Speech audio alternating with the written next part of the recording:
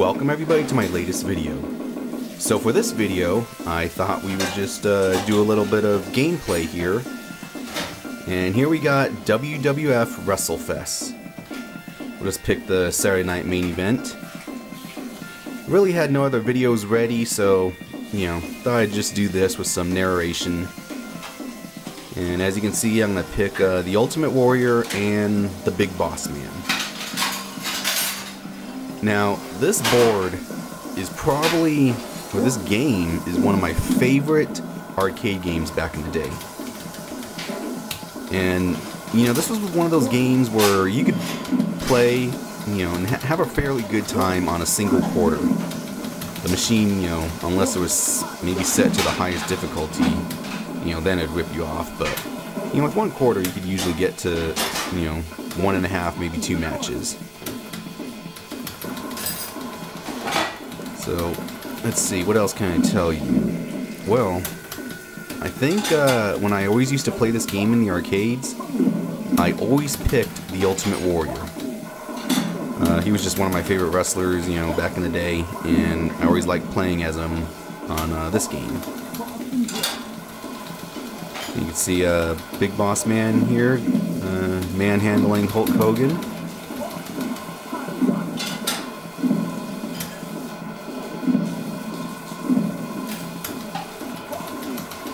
Now, the one thing that I also liked about this game is the characters, they pretty much did their own variety of moves. Some of them had the same moves, like a body slam or whatever, but, Hulk Hogan had his leg drop. The Ultimate Warrior had his flying elbow smash or whatever that was.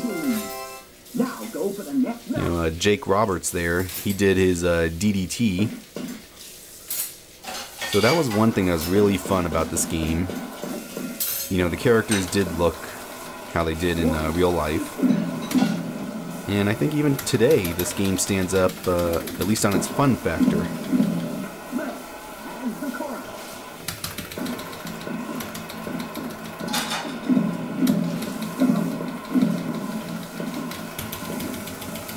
Now, of course, this game is probably the definition of a button masher. Because once you lock up, you gotta slam those buttons pretty fast in order to get the advantage.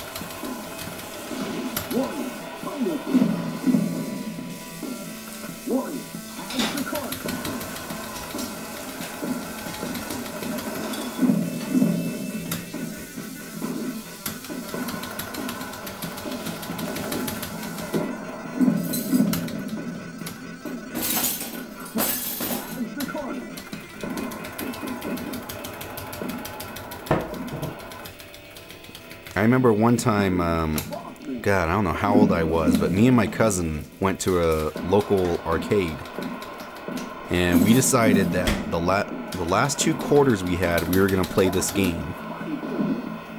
And I think we each had like $10 in quarters, and we played whatever games we wanted, but when we each had 1 quarter left, we decided that we were going to play this game, and we pretty much went the whole match.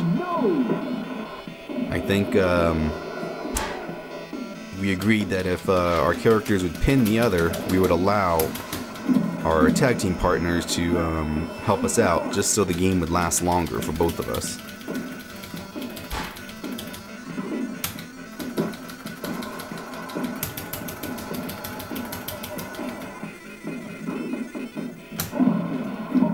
Went for the Boss Man Slam almost back then.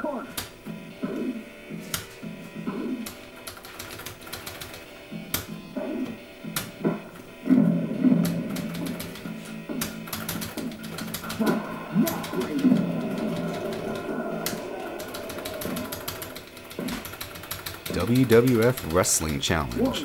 I wonder if that was the name of a wrestling show back in the day around this time.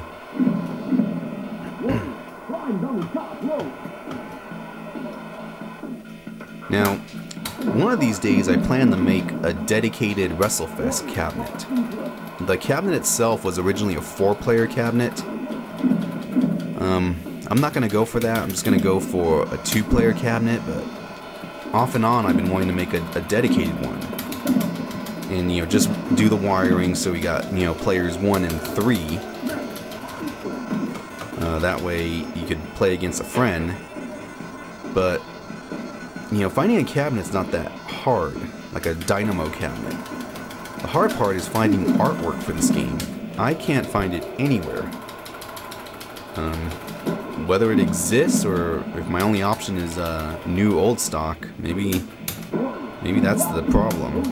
But one of these days.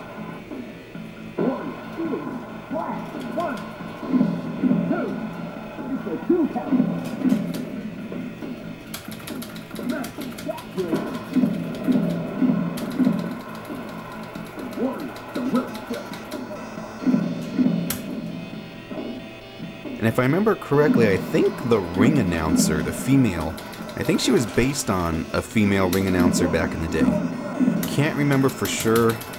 Maybe some of you old-time wrestling fans will know.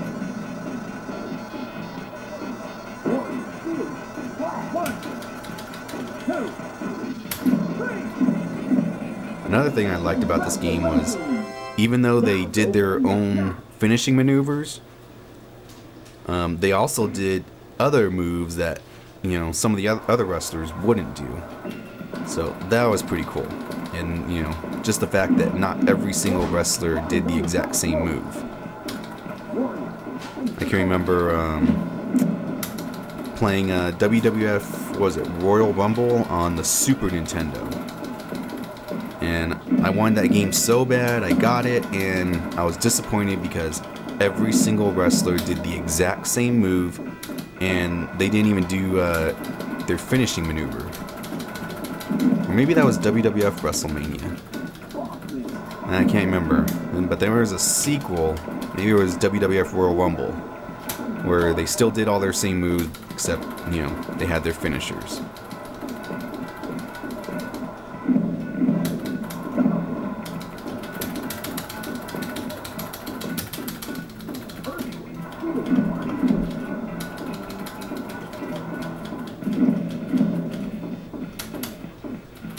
The cage match.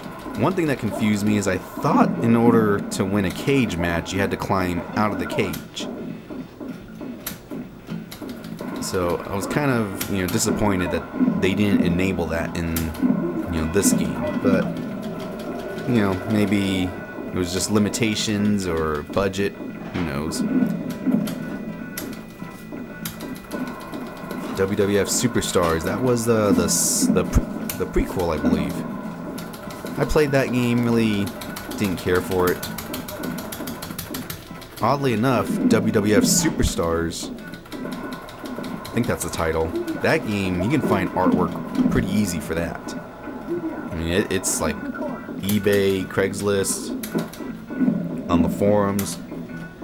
So I thought about making a cabinet dedicated to WWF Superstars and using a two-way JAMA adapter, putting Superstars and WrestleFest in the same cabinet.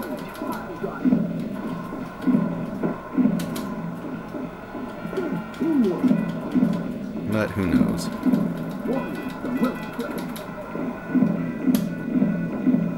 Maybe I'll make a cabinet with Ultimate Warrior colors. He always had the bright colors on his outfits.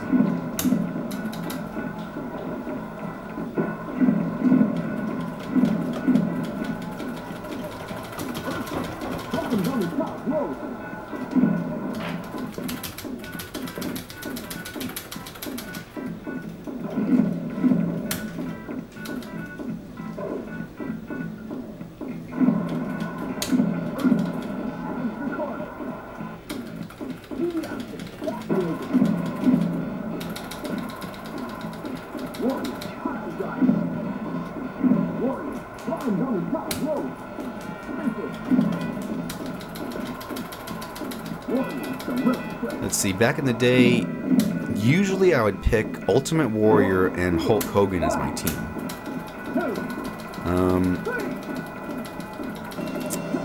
If Hogan wasn't available, I would pick Boss Man, Ted DiBiase, or Earthquake. So yeah, usually it was a combination between those four. What was it? Warrior, Boss Man, Earthquake, and $1 Million Man, Ted DiBiase.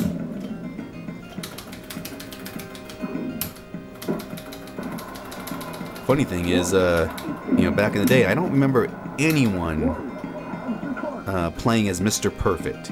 I spent a lot of quarters on this machine, saw a lot of people play this machine, played against a lot of people, and not once did I ever see anyone pick Mr. Perfect.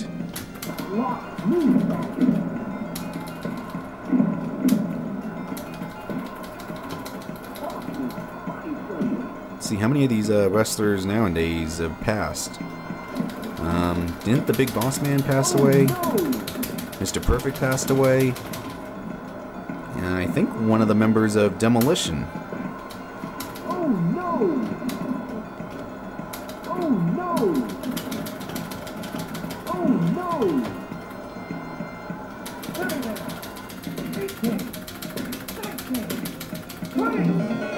Found it odd that on the outside of the ring, your count out was up to 20 instead of 10.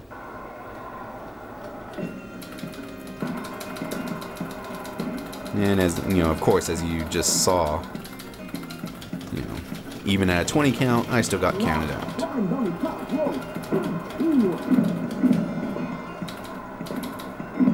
Now, an interesting story, I think I told you guys this before. Way before I was really into arcades, way before I knew anything about arcades. Basically, I got started on arcades through Maine. You know, my first arcade cabinet was a Maine cabinet that I built. But before then, I had an opportunity to buy a WrestleFest arcade cabinet. I think it was a local arcade was going out of business and they were selling everything. And if I remember correctly, the WrestleFest cabinet was like $500. And I had the money and I was, you know, ready to go and get it. And then I thought, you know what? I'm gonna pass. And the reason, of course, you know, there was no warranty or anything on the arcades, and I knew nothing about them. In fact, I didn't even know you could trade arcade boards in a JAMA cabinet. I didn't even know what JAMA was. So I thought, no, if something goes wrong, I'm screwed. And no matter how much I like the game, I'll eventually get bored of it, and then it's just gonna sit in my house. So I'll pass.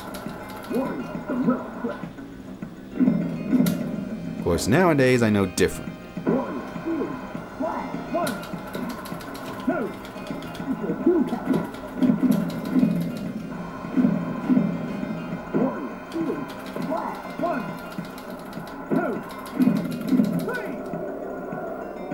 Congratulations!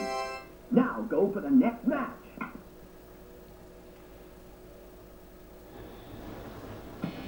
It's time to fight with a powerful challenge. Yeah, we snack on danger, dine on death. To fail every double face kick we say. Yeah!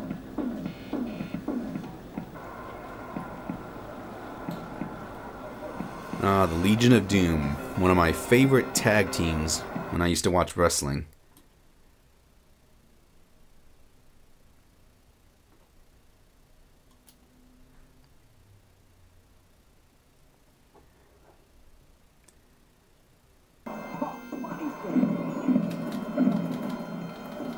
And of course, yeah, you know, leave it to me to knock over a camera while filming, but oh well.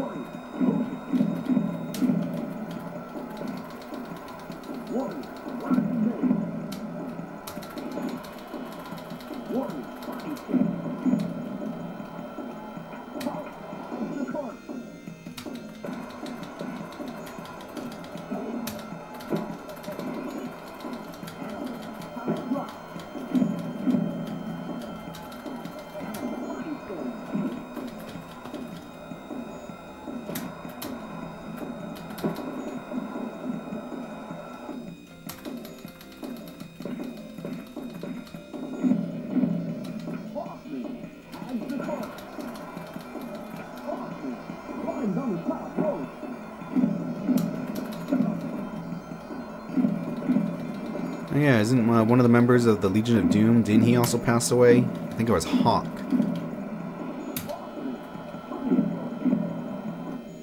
I think he passed away, I'm not sure.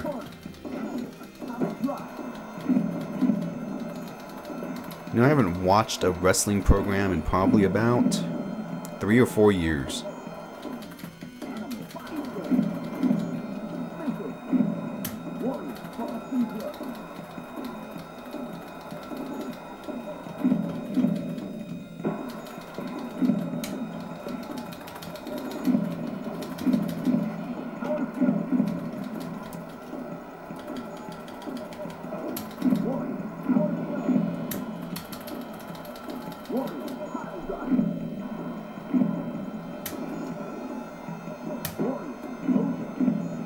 So if you ever get a chance and you like, you know, fun games, I would recommend picking this game up.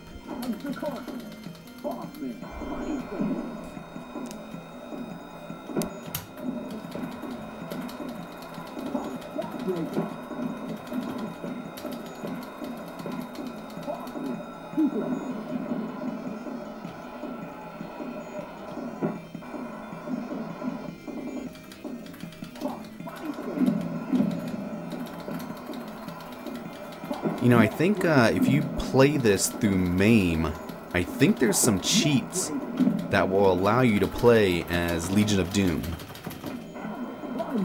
I could be wrong, but that's what I remember hearing. Of course, I've never seen it, so I can't verify.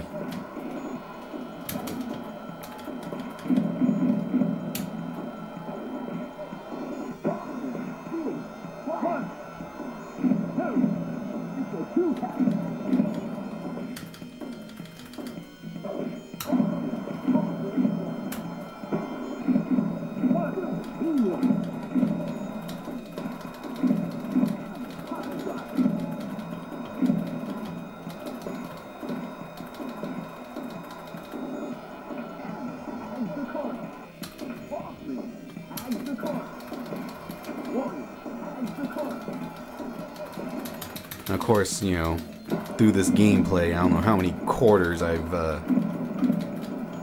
or quote-unquote quarters I've used.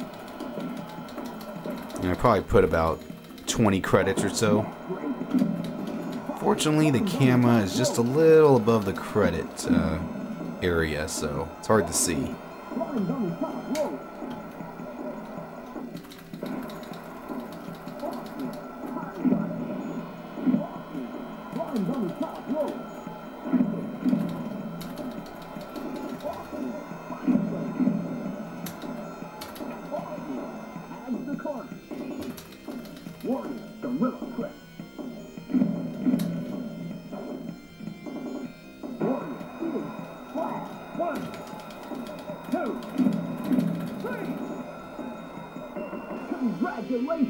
And there we go.